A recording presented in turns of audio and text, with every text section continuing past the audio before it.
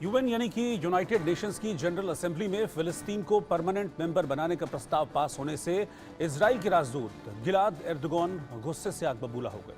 उन्होंने अपनी स्पीच के दौरान यूएन चार्टर को एक मशीन में डालकर नष्ट कर दिया। उन्होंने कहा कि वो चार्टर को फाड़कर संयुक्त राष्ट्र को आईना दिखा रहे हैं।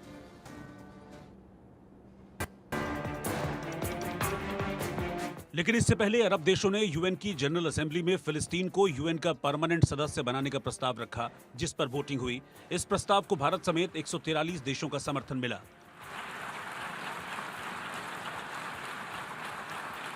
वहीं अमेरिका, इजराइल समेत 9 देशों ने प्रस्ताव का विरोध किया, जबकि 25 देश एब्सेंट रहे। फिलिस्तीन को यूएन का परमानेंट मेंबर बनाने का प्रस्ताव पास होने से इजराइल के राजदूत गिलाद एर्दान भड़क गए। उन्होंने अपनी स्पीच के दौरान यूएन चार्टर को एक मशीन में डालकर नष्ट कर दिया। इस दौरान इजराइल के राजदूत गिलाद एर्दान ने कहा वो चार्टर को फाड़कर संयुक्त राष्ट्र को आईना दिखा रहे हैं। ये दिन यूएन की बदनामी के दिन के तौर पर याद किया जाएगा। मैं चाहता हूं कि पूरी दुनिया इस पल इस अनैतिक काम को याद रखे। ये विनाशकारी वोट है। आप अपने हाथों से यूएन के नियमों की धज्जियां उड़ा रहे हैं। उन्होंने हमास का जिक्र करते हुए कहा, यूएन ने मॉडर्न नाजियों के लिए अपने दरवाजे खोल दिए हैं, इसीलिए मैं आपके वोट का नतीजा बताने आया हूं। आप जल्द ही फिलिस्तीन के आतंकी देश के राष्ट्रपति याह्या सिनवार से मुलाकात करेंगे, जो आप लोगों को धन्यवाद देगा। इजराइल और अमेरिका के विरोध के बावजूद इस प्रस्ताव के पास होने से फिलिस्तीन ने यूएन का सदस्य बनने के लिए क्वालिफाई कर लिया है। अरब देशों के मुताबिक दुनिया में स्वतंत्र देश की पहचान पाने की दिशा में ये फिलिस्तीन का पहला कदम है। हालांकि यूएन महासभा फिलिस्तीन को पूर्ण सदस्यता तो नहीं दिला सकती, लेकिन इससे फिलिस्तीन को कुछ विशेष अधिकार मिल सकते हैं। सितंबर 2024 से फिलिस्तीन असेंबली हॉल में यूएन के सदस्यों के साथ बैठ सकेगा, लेकिन उसे यूएन के किसी भी प्रस्ताव में वोट करने का अधिकार नहीं होगा। परमानेंट मेंबरशिप का प्रस्ताव यूएन से पास होने के बाद यूएनएससी जाएगा। जानकारी के मुताबिक यहां अमेरिका इस पर वीटो लगा देगा। ऐसा पहले भी हो चुका है। दरअसल इसी साल अप्रैल में फिलिस्तीन को परमानेंट मेंबर बनाने का प्रस्ताव यूएनएससी में पेश किया गया था। प्रस्ताव के पक्ष में 12 वोट पड़े थे, लेकिन अमेरिका के वीटो के कारण प्रस्ताव पास नहीं हो सका था। इधर फिलिस्तीनी राष्ट्रपति महमूद अब्बास ने कहा कि प्रस्ताव के पास होने से पता चलता है कि दुनिया फिलिस्तीनी लोगों के अधिकारों और स्वतंत्रता के साथ है। यूएन में पूर्ण सदस्यता हासिल करने के लिए फिलिस्तीन की ये दूसरी कोशिश थी। इससे पहले 2011 में भी फिलिस्तीन को मेंबरशिप देने को लेकर यूएनएससी में वोटिंग हुई थी। उस समय भी अमेरिका ने प्रस्ताव पर वीटो लगा दिया था। इधर चीन बार बार बोलता आया है कि अमेरिका बेरहमी से फिलिस्तीन का प्रस्ताव रोक देता है, यानी फिलिस्तीन की यूएन वाली लड़ाई अभी लंबी है।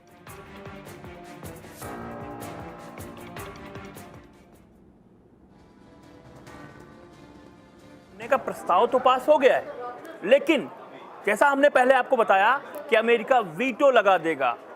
अमेरिका इजराइल नहीं चाहते कि फिलिस्तीन यूएन में पहुंचे।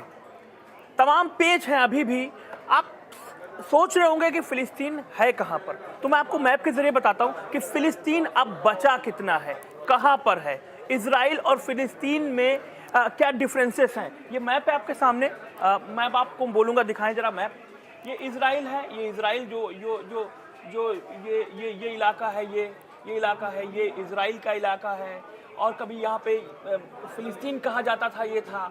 अब फिलिस्तीन कहाँ बचा है? फिलिस्तीन बचा हुआ है ये जो गाजा पट्टी है, ये वाली, ये गाजा पट्टी जो है, ये स्ट्रिप, गाजा स्ट्रिप, ये फिलिस्तीन का इलाका है। और जो वेस्ट बैंक है, ये वेस्ट बैंक जो है, ये फिलिस्तीन का इलाका है। इसके अलावा ये गोल्डन हाइट्स है, ये गोल्डन हाइट्स जहाँ पर हिजबुल्ला यहाँ पर है लड़ाके, लेबनान से सटा हुआ इलाका है, ये सीरिया सटा हुआ इलाका है, ये गोल्डन हाइट्स, ये फिलिस्तीन में आता है। तो ये जो गोल्डन हाइट्स है, वेस्ट बैंक का इलाका है, और गाजा स्ट्रिप है, ये फिलिस्तीन कहा जाता है। इसको फिलिस्तीन के प्रशासक तमाम लोग जो है इसको हैंडल करते हैं, यहाँ पर व्यवस्थाएं देखते हैं। लेकिन जिस तरीके से इजराइल लगातार गाजा में घुस रहा है और उत्तरी गाजा को लगभग उसने अपने अब कब्जे में कर लिया है, और जो वेस्ट बैंक का इलाका है, जहां पर ये स्टार दिख रहा है आपको, ये यरूशलेम है, यहां पर भी इलाका तो बहुत ज्यादा दिख रहा है कि इतना ज्यादा इलाका वेस्ट बैंक का है और फिलिस्तीन के पास है।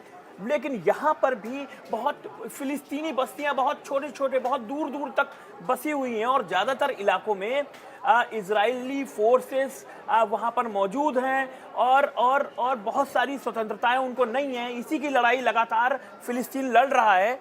और अब यूएन में भारत ने, खास बात यह है कि भारत ने भी फिलिस्तीन के समर्थन में वोट किया है। सबसे अहम बात यह है कि नरेंद्र मोदी की दोस्ती इजराइल के साथ है, नेतन्याहू के साथ है। वो हथियारों का सौदा करते हैं और तमाम आधुनिक चीज़ें वहाँ से इजराइल से आती हैं, कमांडोज ट्रेनिंग वहाँ करने जाते हैं। लेकिन जब यूएन में फिलिस्तीन की बात होती है तो भारत फिलिस्तीन के साथ खड़ा हुआ दिखाई देता है। भारत एब्सेंट नहीं होता है, फिलिस्तीन के साथ खड़ा